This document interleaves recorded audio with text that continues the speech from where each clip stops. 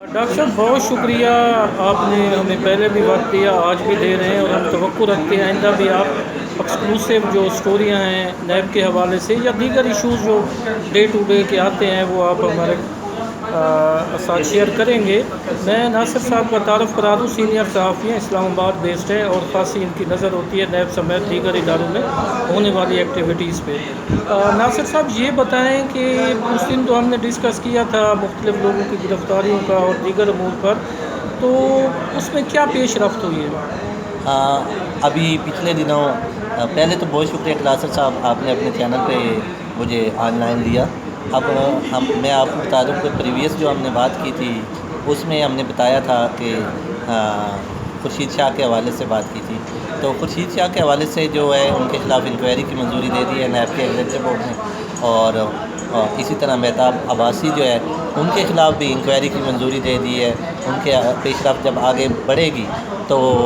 اس پہ نظر آئے گا اور ان کی گرفتاریوں کے چانسز زیادہ ہوتے جائیں گے۔ اسی طرح رانا مشرود کے حوالے سے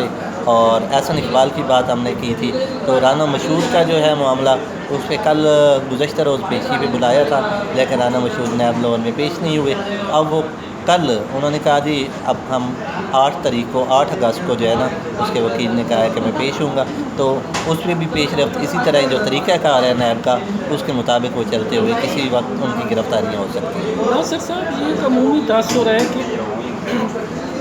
مختلف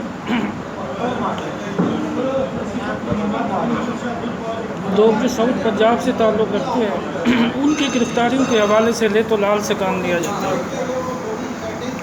اچھا، جنوبی پنجاب کے حوالے سے جہاں تک تعلق ہے تو اس میں نیب ملتان جو ہے وہ مختلف چیزوں کی تحقیقات کر رہا ہے۔ اس میں حال ہی میں انہوں نے ایک بڑا اسکینڈل ڈیرہ غازی خان میں آیا ہے، جہاں جو ہے نا موٹر بائک کے نام پہ جو ہے نا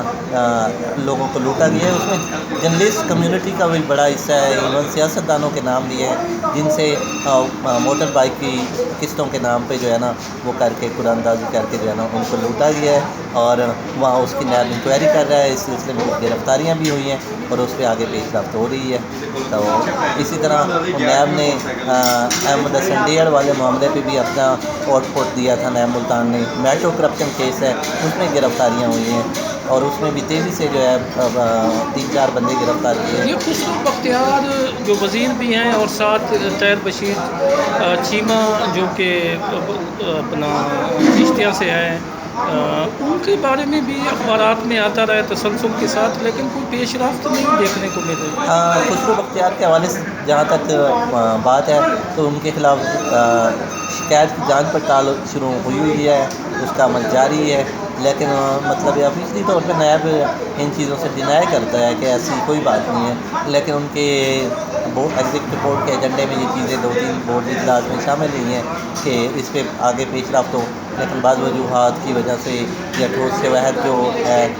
جتنے چاہیے وہ نہ ہونے کی وجہ سے وہ انکوائری التوا کا شکار ہے۔ تو وہ چیمہ صاحب کا ایشو بھی اچھا، چیمہ صاحب کے حوالے سے ایسا کہ ابھی تک کوئی بڑا سکینڈل جو ہے نا باتوں کی حد تک تو ضرور بات ہوتی ہے، لیکن ابھی تک کوئی نیب کی سطح پہ جو ہے نا کوئی انکوائری کے حوالے سے یا کسی شخصیت نے ان کے خلاف اپلیکیشن دی ہو یہ سامنے نہیں آیا۔ یہ ضرور ہے کہ ان کے خلاف عوامی سطح پہ بہت ہے، نفرت کی باتیں حق کریں یا وہاں کے لوگ ناپسند کرتے ہیں۔ ایون جرنلسٹ کمیونٹی ہماری یہاں پہ ان کے خلاف بہت سخت رد عمل پایا جاتا ہے، لیکن جہاں کرپشن کا تعلق ہے ان کے حوالے سے ابھی کوئی نیب میں یا کسی بھی سطح میں کوئی کیس جو ہے وہ نہیں رجسٹر کروایا گیا۔ ڈاکٹر صاحب اب اسلام آباد میں کیا بڑا ہونے جا رہا ہے جو ہم اپنے دیکھنے والوں کے ساتھ شیئر کر سکیں؟ سر اسلام آباد میں جو بڑا ہونا تھا وہ ہو چکا ہے، اور اپوزیشن جو ہے وہ شکست فوج سے دوچار ہوئی ہے، اور انہیں سوچنا چاہیے کہ اگر وہ اپنے کارکنوں پہ اعتماد کرتے، اپنے کارکنوں کو اس وقت ٹکٹ دیتے، آج جو ہے وہ کامیاب ہوتے، لیکن انہوں نے جو ہے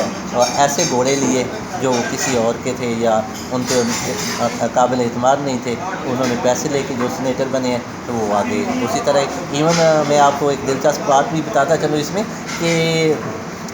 کچھ سینیٹرز نے وزراء سے، سینئر وزراء سے بھی رابطہ کرنے کی کوشش کی تھی الیکشن کے دوران،